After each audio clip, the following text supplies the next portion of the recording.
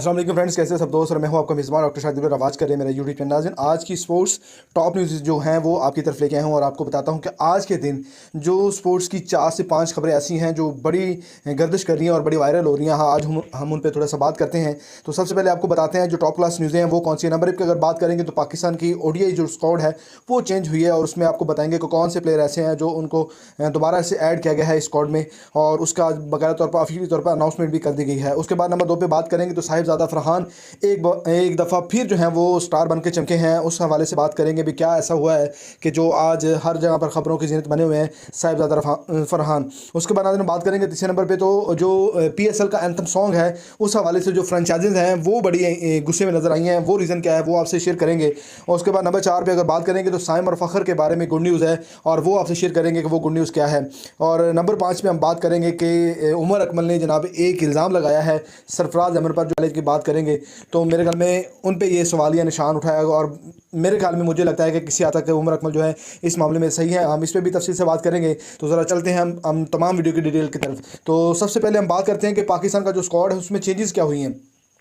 उसमें 2 चेंजेस हुई हैं। एक एज ए विकेट कीपर के तौर पर उन्होंने उस्मान खान को रखा है वापस, और उसके बाद नंबर 2 पे जो है वो हारिस रऊफ़ को पिक किया है, क्योंकि जो कोच है हमारे याकूब जवेद साहब उन्होंने कहा है कि जो हारिस रऊफ़ है उसकी बॉल बड़ी अच्छी निकल रही है, काफ़ी ज़्यादा पेस भी निकल रही है। तो मेरे ख्याल में उन्होंने कहा है कि ये डिज़र्व करते हैं कि इस ओडीआई स्क्वाड में इसको रखा जाए। अगर जहाँ तक बात की जाती है न्यूजीलैंड की परफॉर्मेंस की, तो जिस जगह पर भी अगर हारिस रऊफ़ को तेज़ विकेट बाउंसी विकेट मिलेगी, ये उस पर बड़ा कामयाब तरीन बॉलर रहेगा। और जिस तरीके से ये आपको पता है कि एशियन विकेट पर इसकी धुलाई होती है, आपने चैंपियन ट्रॉफी में भी देखा है कि जिस तरीके से उन्होंने इसको मार मार के दुम्बा बनाया। तो यही कंडीशन ऐसी है कि तेज़ विकेट पे जहाँ पर भी इसको मौका मिलेगा ये बड़ा अच्छा डिलीवर करेंगे। तो मेरे ख्याल में ये एक अच्छा चॉइस है कि जो मिलेगा ये बड़ा अच्छा डिलीवर करेंगे। तो मेरे ख्याल में ये एक अच्छा चॉइस है कि जो उन्होंने रोका है कि आपकी बॉलिंग जो है वो मज़ीद स्ट्रॉन्ग होगी। बात वही फिर आ जाती है कि मेरे हारिस रऊफ़ से वही गिले रहते हैं कि अगर आपके पास इतनी पेस है, लाइन और लेंथ है, तो फिर आप यॉर्कर लेंथ बॉल क्यों नहीं करते। आप 5 के 5 T20 उठा के देख लें जिनमें ये खेले हैं, उसमें आपने मुझे एक बॉल इसकी बतानी है कि जिसपे जो हारिस रऊफ़ ने यॉर्कर लेंथ बॉल किया और सारे को मुंह से निकला, वाह क्या बात है यार, कैसा यॉर्कर किया है। तो ऐसी बॉलिंग की ज़रूरत नहीं है जो आप डेथ बॉलर पे आप मार खाते रहे हैं। आपने तकरीबन 6-7 ओवर में 100 रन खाया है। तो मेरे ख्याल में आप अपनी बॉलिंग को कब निखारेंगे जब तक आप जो है इन स्विंग यॉर्कर नहीं करेंगे। जितनी आपके पास स्पेस है तो मेरे ख्याल में आपका इन स्विंग यॉर्कर जो है बड़ी मुश्किल से जो है अगला बंदा पिक करेगा। खैर, आज ये फाइनली तौर पर इस हवाले से ऑफिशियली तौर पर अनाउंसमेंट भी हो चुकी है। जो उस्मान खान को रखा है वो as a backup wicket keeper के तौर पर रखा है। अगर आपको याद हो, एक नया आईसीसी का रूल है, अगर कीपर के पीछे जो हेलमेट पड़ा होता है उसको बॉल लग जाती है तो फिर आपका जो वो कीपर है वो आउट हो जाता है, वो नहीं खेल सकेगा। उसकी जगह पर एक नया कीपर जो है अल्टरनेट वो कीपिंग भी करेगा और वही खेलेगा। तो मेरे ख्याल में इसी बुनियाद को मद्देनजर रखते हुए as a backup wicket keeper जो है वो उस्मान खान को रख लिया है, उनको वापस नहीं जाने दिया। तो उसके बाद नाज़रीन बात करते हैं साहिबजादा फरहान। मैं सबसे पहले एक बात आपको करता हूं कि अगर 2021 की डोमेस्टिक की परफॉर्मेंस निकाली जाए तो टॉप स्कोरर, 2023 की अगर हम डोमेस्टिक की परफॉर्मेंस निकालते हैं टॉप परफॉर्मर, अगर 2025 की बात करते हैं तो इसमें भी वो टॉप परफॉर्मर है। लेकिन बात वही आ जाती है कि जब भी इसको इंटरनेशनल लेवल पे मौका मिलता है ये वहाँ पर जो है वो बिल्कुल फेल हो जाते हैं। अभी दौरा ऑस्ट्रेलिया में भी गए हैं, 1-2 चौके लगाने के बाद ये आउट हो गए हैं। और इसमें किसी हद तक जो है इसकी सिलेक्शन जो है वो मैं उसको समझता हूँ कि इसके नंबर पर हमें उसको टाइम नहीं दिया। अगर हम इस साहिबजादा फरहान को जितना वो डोमेस्टिक में परफॉर्म कर रहे हैं, जिस तरीके से उनकी बैटिंग स्टाइल है, तो मेरे ख्याल में उनको अगर प्रॉपर हम चांस देते हैं तो मेरे ख्याल में वो पाकिस्तान के काम आ सकते हैं। अभी नेशनल T20 कप में बात करें तो 170, 140 और 300 जो है उन्होंने किए। और आज सेमीफाइनल था जो एबटाबाद वर्सेस पेशावर के साथ था। तो मेरे ख्याल में उन्होंने बड़ी अच्छी बैटिंग की है, 148 की इनिंग खेली है और कमाल की आउटस्टैंडिंग नॉक की है। इससे पहले भी सेंचुरी कर चुके हैं, 170 का जो है वो आंकड़ा खेल चुके हैं। तो मेरे ख्याल में अभी तक वो अपने करियर की बेस्ट फॉर्म में है, तो उसको यूटिलाइज़ कर लेना चाहिए। अब ये देखना पड़ेगा कि मैनेजमेंट इनको मौका कहाँ पे देती है, क्योंकि इसको जितनी दफ़ा भी मौका मिला है ये जाके फ्लॉप ही हुए हैं और पाकिस्तान में आके ऐसे मारते हैं जैसे ये यकीन करें कि इस जैसा बैट्समैन ही नहीं है। ज़ाहिर सी बात है इसमें थोड़ा सा कसूर साहिबजादा फरहान का ये है कि जब भी आपको मौका उन्होंने दिया है आपने उसको अवेल नहीं किया। लेकिन जो हमारी इंटरनेशनल लेवल पर जो खिलाड़ियों की परफॉर्मेंस होती है आपको पता है कि वो ही सबसे ज़्यादा मायने रखती है। जब आप वहाँ पर अच्छा डिलीवर करेंगे, अच्छा खेलेंगे, तो मेरे ख्याल में फिर आपकी प्रॉपर जो है टीम में जगह बनती है। बेसिकली अगर मैं बात करूँ तो साहिबजादा फरहान को जो उसका पसंदीदा फॉर्मेट है वो जो है वो उसका ओडीआई का है, तो लेकिन उसमें अभी तक उसको प्रॉपर चांस नहीं दिया गया, तो जिसकी वजह से ये बार बार फेल हो जाते हैं। T20 में तो आपको पता है कि आपने इनिंग खेलनी होती है, जिस तरीके से तंज होता है और जिस तरीके से आज की T20 क्रिकेट की डिमांड है, तो साहिबजादा फरहान उस जैसा नहीं खेल के दिखा सके और जिसकी वजह से वो इंटरनेशनल में जो है वो अपनी जगह बरकरार नहीं रखते। तो खैर अभी तक तो बेस्ट फॉर्म में है, बेहतरीन, आज सेमीफाइनल भी जीते हैं, इफ्तिखार अहमद कप्तान थे। तो मेरे ख्याल में अब देखना पड़ेगा कि मैनेजमेंट इसकी तरफ क्या देखती है, को पूरी दुनिया में बल्कि इंडिया के लोग जो हैं वो भी जो है साहिबजादा फरहान की जो तारीफ़ें कर रहे हैं। तो मेरे ख्याल में इसको उसकी जगह पे जहाँ पे वो डिज़र्व करते हैं वहाँ पे इनको मौका ज़रूर देना चाहिए। उसके बाद हम बात करेंगे नंबर 3 पे PSL का जो एंथम है वो अली ज़फ़र गा रहे हैं जी।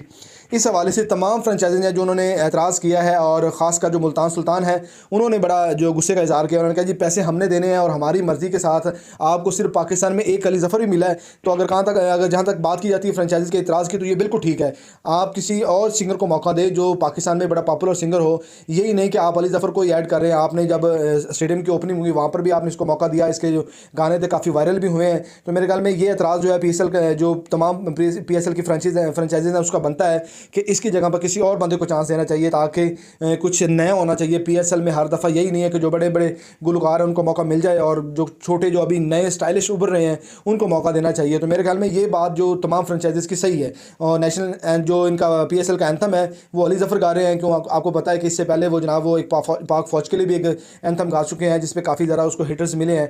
खैर मेरे ख्याल में अली तरीन साहब जो हैं उन्होंने सबसे ज़्यादा नाराज़गी और गुस्से का इज़हार किया है कि अली ज़फ़र के अलावा भी पाकिस्तान में बहुत सारे सिंगर हैं, उनको मौका देना चाहिए। तो ये उनका एतराज़ बिल्कुल सही है। नंबर 4 पे हम बात करते हैं साइम और फ़खर ज़मान दोनों के बारे में। गुड न्यूज़ आ चुकी है, जो साइम अयूब हैं वो लाहौर पहुंच चुके हैं और उन्होंने बस अपना एक फिटनेस टेस्ट जो है वो देना है, उसके बाद वो PSL के लिए अवेलेबल होंगे। और उसके बाद जो फ़खर ज़मान आपको पता है कि जिस तरीके से वो जिस बीमारी में मुब्तला है वो उसके आके मसल जो हैं वो पुल हो जाते हैं, मसल थक जाते हैं, उनमें वो पावर नहीं रहती। तो मेरे ख्याल में वो भी अपना जो रीहैब कंप्लीट करने के बाद मुकम्मल तौर पर फिट हो चुके हैं और PSL में मुकम्मल तौर पर जो है आपको एक्शन में नजर आएंगे।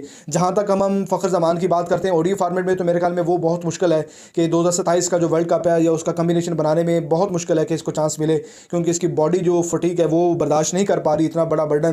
तो मेरे ख्याल फ़िलहाल उन्होंने अपने आप को T20 तक महदूद कर लिया और उसके बेशुमार जो फ़ैन हैं उन्होंने डिमांड भी की है कि आप प्लीज़ खेलें, आप जैसा प्लेयर हमें नहीं मिलता। तो साइम का भी यही है कि जो हमारे आकब जवेसा कोच हैं उन्होंने भी कह दिया था कि साइम और फ़खर जैसे ही फिट होंगे तो उनको डायरेक्टली टीम में जो ऐड किया जाएगा। हमने ये नहीं देखना कि हमारे पहले वाले जो ओपनर हैं वो परफॉर्म कर रहे हैं या नहीं कर रहे हैं, या कैसा खेलें। उन्होंने कहा ये अगर या फिट होते जाएंगे तो हमने इनको फ़ौरन इनको ऐड करना है, उसके बाद बाकी देखेंगे किस बंदे को हमने ऐड करना है। तो ये बात अच्छी है। साइम अयूब जो है वो भी मुकम्मल तौर पर फिट हो चुके हैं और उनका जो फ्रैक्चर था वो भी मुकम्मल तौर पर कवर हो चुका है। अब वो अपना रीहैब कंप्लीट करने के बाद लाहौर आ चुके हैं, यहाँ पे एक टेस्ट देंगे, उसके बाद फैसला करेंगे कि इसको PSL में खिलाना है या नहीं। तो मेरे ख्याल में 100% चांसेस हैं कि ये दोनों प्लेयर फिट हैं और PSL में नहीं खेलते हुए नजर आएंगे।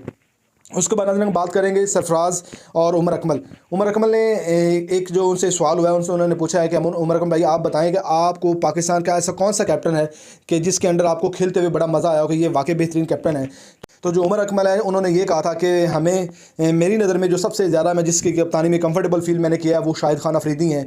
तो फिर उनसे सवाल हुआ कि वो ऐसा कौन सा कप्तान है जिसकी कप्तानी में आपने अपने आप को जो है अनलकी समझा हो। तो उन्होंने कहा जी कि वो जो है वो सरफराज अहमद है। क्यों कि 2017 की चैम्पियन ट्रॉफी है उसमें भी इनका नाम था, लेकिन अचानक जो है मिकी आर्थर साहब ने उन्होंने एक पाकिस्तान मैनेजमेंट के साथ पाकिस्तान PCB के साथ एक कानून बना दिया था कि जो बंदा अपना फिटनेस टेस्ट दे के पास करेगा वही उसको कंसिडर करेंगे। क्योंकि उस वक्त सुहेल खान और उसके बाद मोहम्मद इरफान जो दराजे का बॉलर थे उन पे भी मिकी आर्थर बड़े गुस्से थे कि 4 बॉलर के बाद इनकी बस हो जाती है।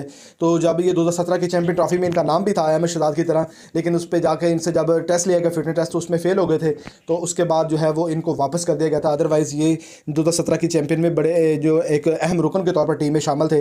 लेकिन उस वक्त जो मिकी आर्थर की जो पॉलिसीज़ थी और उसके बाद उन्होंने सैफ़ी भाई से कहा कि सैफ़ी भाई ने मुझ पर ट्रस्ट नहीं किया, मैं एक मैच विनर हूँ तो इनको मुझ पर ट्रस्ट करना चाहिए था, लेकिन इन्होंने मुझ पर ट्रस्ट नहीं किया।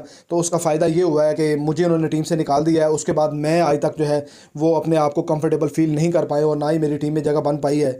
और आप लोगों को याद होगा जो जब 2016 में जब शाहिद खान अफरीदी कैप्टन थे तो उस वक्त इन लोगों ने ना जो जिस तरीके से टीम का बेड़ा गर्क किया था, मैच हरवाए थे, तो शाहिद खान अफरीदी उस वक्त रो भी पड़े थे। तो उस वक्त बहुत सारे जो शाहिद अफरीदी के फ़ैन थे उन्होंने पोस्टें भी लगाई थे कि या अल्लाह जिसने जानबूझ कर शाहिद अफरीदी को जलील करवाया वो भी जलील हो। और बात भी ऐसी ही है, तब से उमर अकमल और अहमद शहजाद दोनों जो हैं वो जलील ही होते रहे। अभी तक उनको जलालत जो है वो उनके मुकद्दर का हिस्सा बनी हुई है। तो मेरे ख्याल में ऐसा नहीं होना चाहिए। तो इनको अपनी लाइफ में बड़े प्रॉपर जो चांसेस मिले हैं, इन्होंने खुद जाके जो अपने कैरियर पे जो है वो दबे लगाए हैं। तो मेरे ख्याल में इनको अपने कैरियर के बारे में सोचना चाहिए था, लेकिन इन्होंने खुद नहीं सोचा अपने कैरियर के बारे में, तो फिर बाकी क्या सोचेंगे। तो खैर जो भी हुआ, आए रोज़ आपको पता है कि जो उमर अकमल है उसके दिल से जो भड़ास है वो निकल रही है, और मैं उनकी तमाम बातों को मैं जो है वो कदर की निगाह से देखता हूँ कि उस जैसा प्लेयर पाकिस्तान की तारीख में दोबारा नहीं आएगा। उसके पास तमाम शॉट्स थी, जिधर वो चाहता वो खेल सकता था, लेकिन हमने उसको प्रॉपर जगह नहीं दी, प्रॉपर टाइम नहीं दिया, और उसने अपने जो फिटनेस को मजाक समझा। अपनी फिटनेस पे खेलते हैं बंदा, तो फिटनेस को बिल्कुल भी अपना जो है वो उसको बरकरार नहीं रखा। कभी टिकटॉक, कभी कोई उसके स्कैंडल, कोई ना कोई उसके आते रहे। उसके बाद जो वो ऐसे गया है कि उसके बाद दोबारा आने का नाम भी उसने लिया। तो खैर अब जो सारी सूरत हाल यही है कि उमर अकमल जैसा प्लेयर मेरी नज़र में तो कोई नहीं है, लेकिन उनकी अपनी हरकतें बिल्कुल शामिल हैं कि उनकी बिना पर जो पाकिस्तान टीम को बहुत ज़्यादा नुकसान पहुंचा है, वो उसके खुद भी जिम्मेदार हैं। दोस्तों ये थी आज की तमाम टॉप क्लास न्यूज़ जो मैंने आपसे शेयर की हैं। उम्मीद करता हूं दोस्तों आपको पसंद आई होंगी, और लास्ट पे आपसे स्पेशली रिक्वेस्ट करते हैं कि चैनल को सब्सक्राइब जरूर कीजिएगा, प्रेस द बेल आइकॉन, ताकि नए तमाम वीडियो आपके टाइम पे मिलती रहे। इसी के साथ अपने मेज़बान डॉक्टर शाहिद दिलबर को इजाज़त दीजिएगा, दुआ में याद रखिएगा। अल्लाह निगहबान।